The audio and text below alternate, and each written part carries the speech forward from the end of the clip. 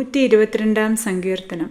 ജീവിതത്തിൻ്റെ വഴിയിൽ സഹായം എവിടെ നിന്നാണ് വരുന്നത് എന്ന ചോദ്യത്തിന് സഹായം ദൈവത്തിൽ നിന്നാണ് വരുന്നതെന്ന് ഉറച്ച വിശ്വാസത്തോട് പറയുന്ന സങ്കീർത്തനമാണ് ഇത്. ദൈവം തൻ്റെ ജനത്തെ എല്ലായ്പ്പോഴും കാത്തു സൂക്ഷിക്കുന്നവനാണെന്ന ആശയം ഇതിൻ്റെ പ്രത്യേകതയാണ്. അതുകൊണ്ട് ഈ സങ്കീർത്തനം വിശ്വാസവും സംരക്ഷണവും പ്രകടിപ്പിക്കുന്ന യാത്രാഗാനമായി കാണപ്പെടുന്നു.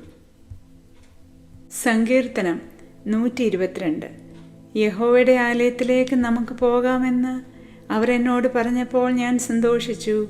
യെരൂശലേമേ, ഞങ്ങളുടെ കാലുകൾ നിന്റെ വാതിലുകൾക്കകത്ത് നിൽക്കുന്നു. തമ്മിലിണക്കിയ നഗരമായി പണിതിരിക്കുന്ന യെരൂശലേമേ, അവിടേക്ക് ഗോത്രങ്ങൾ യഹോവയുടെ ഗോത്രങ്ങൾ തന്നെ. ഇസ്രായേലിന് സാക്ഷ്യത്തിനായി യഹോവയുടെ നാമത്തിന് സ്തോത്രം ചെയ്യുവാൻ കയറി ചെല്ലുന്നു. അവിടെ ന്യായാസനങ്ങൾ ദാവീദ് ഗൃഹത്തിൻ്റെ ന്യായാസനങ്ങൾ തന്നെ ഇരിക്കുന്നു. യെരൂശലേമിൻ്റെ സമാധാനത്തിനായി പ്രാർത്ഥിപ്പീൻ. നിന്നെ സ്നേഹിക്കുന്നവർ സൗര്യമായിരിക്കട്ടെ. നിന്റെ കൊത്തളങ്ങളിൽ സമാധാനവും നിന്റെ അരമനകളിൽ സൗര്യവും ഉണ്ടാകട്ടെ. എൻ്റെ സഹോദരന്മാരും കൂട്ടാളികളും നിമിത്തം നിന്നിൽ സമാധാനം ഉണ്ടാകട്ടെ എന്ന് ഞാൻ പറയും.